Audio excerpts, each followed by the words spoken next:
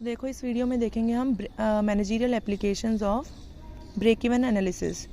तो ये वीडियो मैंने बनाई है इसलिए कि बिकॉज आज काफ़ी स्टूडेंट्स की क्लास रह गई थी, तो आप ये वीडियो देखेंगे। अब देखो, इसमें इस वाले टॉपिक में टोटल 14-15 पॉइंट्स हैं, ठीक है। तो आपको सारे पॉइंट्स नहीं करने हैं, सिर्फ आप 5 या 6 पॉइंट्स याद रखेंगे। और अगर पेपर में ये क्वेश्चन डायरेक्टली नहीं आएगा, तो अगर पेपर में आता है कि ब्रेक इवन एनालिसिस बताओ, तो पहली बात तो आप ब्रेक इवन एनालिसिस की डेफिनेशन लिखेंगे, फिर ब्रेक इवन पॉइंट की डेफिनेशन लिखेंगे, फिर तीनों मेथड्स बताएंगे, और फिर एडवांटेजेस और डिसएडवांटेजेस। एडवांटेजेस और डिसएडवांटेजेस भी आप 5-5 लिख देना, बहुत है।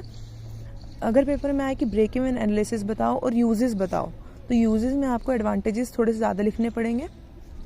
और मैनेजरियल एप्लीकेशंस है जो ये है, इसमें से आप 3-4 पॉइंट लिख सकते हैं। तो फर्स्ट पॉइंट है calculation of sales volume to attain target profit, मतलब लाभ का लक्ष्य प्राप्त करने के लिए बिक्री की मात्रा की गणना।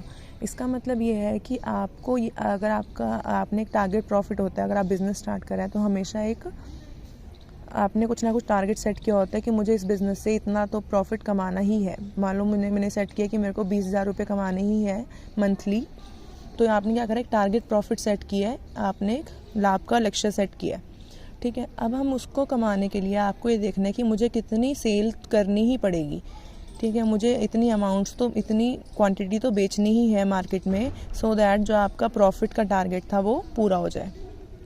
तो उसके लिए फॉर्मूला है इसका कि आवश्यक बिक्री मात्रा, मतलब रिक्वायर्ड सेल, कि इतनी तो आपको सेल्स करनी ही है। ये इंग्लिश वाली बुक हो जिसके पास वो वहाँ से कर लेना। तो फॉर्मूला क्या होगा, स्थायी लागत मतलब फिक्स्ड कॉस्ट प्लस लाभ का लक्ष्य यानी कि प्रॉफिट टारगेट, डिवाइडेड बाय प्रति इकाई अंशदान मार्जिन, मतलब कंट्रीब्यूशन मार्जिन पर यूनिट लिखना ज़रूरी है, मतलब कंट्रीब्यूशन मार्जिन एक यूनिट का। तो उसका फॉर्मूला क्या होता है कंट्रीब्यूशन मार्जिन पर यूनिट का, S माइनस वी मतलब cell price minus variable cost. मतलब मान लो आप पेन बेचते हो, हमने बोला कि आपके पेन का सेल प्राइस है 10 रुपये और आपकी वेरिएबल कॉस्ट यानी कि परिवर्तनशील लागत लगी है उस पर 3 रुपये। तो आप क्या करोगे, 10 माइनस 3 यानी कि 7 रुपये आपका क्या हो जाएगा, कंट्रीब्यूशन मार्जिन पर यूनिट। एक पेन का कंट्रीब्यूशन मार्जिन क्या है, 7 रुपये, मतलब total sale price minus variable cost, ठीक है। तो ये फॉर्मूला हो गया calculation of sale volume to attain target profit. Second point है इसका सेफ्टी मार्जिन मतलब सुरक्षा मार्जिन, ये इंपॉर्टेंट पॉइंट है। इसका मतलब ये है कि हम कह रहे हैं हमेशा जब आप एज ए प्रोड्यूसर आप एक मार्जिन लेकर चलते हो। कैसे कि अगर मान लो आपको दिख रहा है कि मेरे को 100 आइटम्स बेचनी है, लेकिन आपने क्या करा, आपने 150 आइटम्स बेची हैं। 150 आइटम्स आपने एक्चुअल में 150 आइटम्स बेची हैं। क्यों बेची हैं कि आपको लग रहा है भाई कुछ ना, आप थोड़ा ना, सिर्फ आपके लिए तो क्या अच्छा है कि आप ज़्यादा से ज़्यादा आइटम्स बेचो।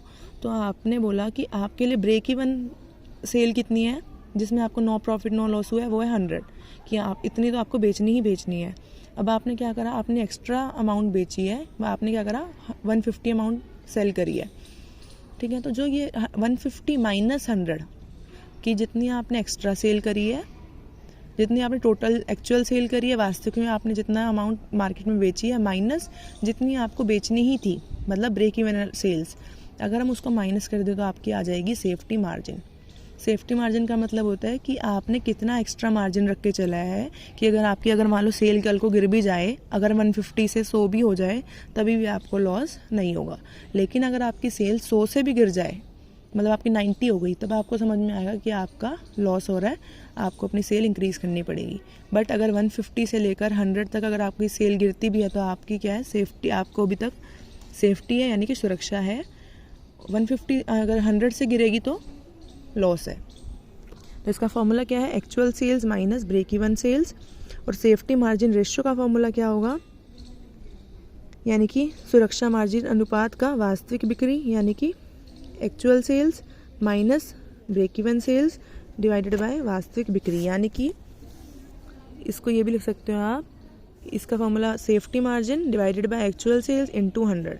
सेफ्टी मार्जिन का तो क्या है, actual sales minus break even sales, और इस सेफ्टी मार्जिन रेशियो क्या है, जो यहाँ से आंसर आएगा आपका सेफ्टी मार्जिन, जैसे मैंने एग्जांपल दिया 150 माइनस 50 वो 100, कि आपको 150 तो आपने टोटल बेची है, और जो आपको बेचनी थी वो थी 100, तो आपकी ब्रेक कितनी आ गई, सेफ्टी मार्जिन 50। और रेशियो निकालनी होगी तो आप उस 50 को डिवाइड कर दो एक्चुअल सेल से। एक्चुअल सेल कितनी है, 150 इंटू 100, तो ऐसे आपने करके निकाल सकते हो। 500/15 तो आपकी कुछ आ जाएंगी ये 33 पॉइंट समथिंग, तो ये आपकी आ जाएगी safety margin ratio.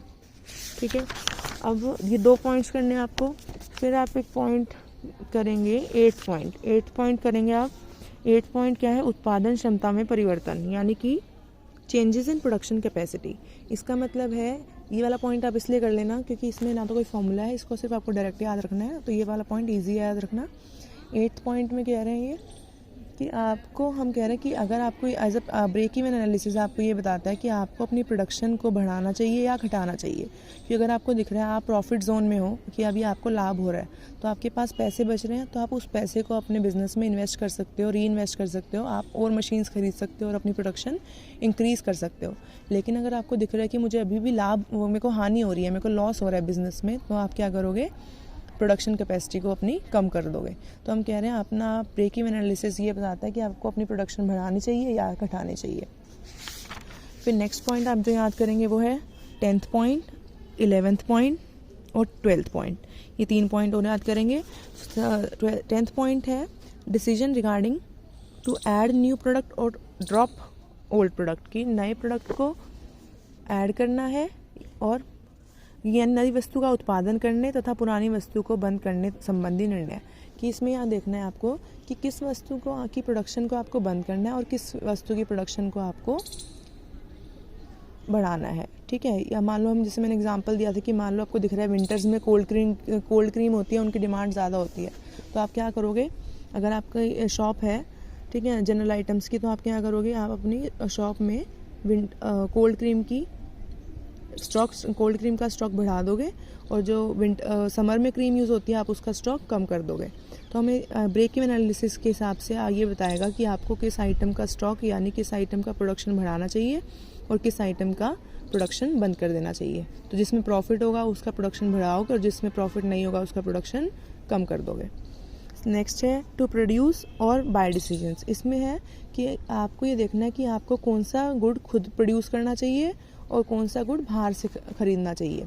For example, जैसे आपकी बुक में एग्जांपल दिया, अगर आप स्कूटर बनाते हो, आपकी फैक्ट्री है स्कूटर बनाने की, तो अब आपको देखना है कि हमें टायर, जो स्कूटर बनाने में टायर्स होते हैं, नट्स होते हैं, बोल्ट्स होते हैं, वो आपको खुद ही बनाने हैं सब कुछ, या आप वो टायर्स हैं, नट्स हैं, बोल्ट्स हैं, वो आप बाहर से ख़रीद लो, और बाकी सामान, बाकी जैसे स्कूटर में है प्लास्टिक लगाना, उसकी पूरी रेनोवेशन करना है, फिनिशिंग करनी है, वो आप खुद करेंगे। तो ये चीज़ आपको ब्रेक इवन एनालिसिस बताएगा कि कहाँ पर किस चीज़ में आपको फ़ायदा है कि ये सामान आप बाहर से ख़रीद लो और ये वाला आप खुद ही प्रोडक्शन कर लो इसकी।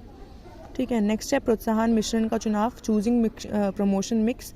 इसका मतलब है कि हम कह रहे हैं आपको ये देखना है कि अगर आपने एक प्रोडक्ट बनाया है तो उसको आपको सेल करने में प्रमोशन करना पड़ेगा, उसको आपको अगर सेल्स बढ़ानी है, अगर आपको कंज्यूमर अट्रैक्ट करने हैं तो आपको क्या करनी पड़ेगी, उसकी प्रमोशन करनी पड़ेगी, उसकी एडवर्टाइजमेंट करनी पड़ेगी।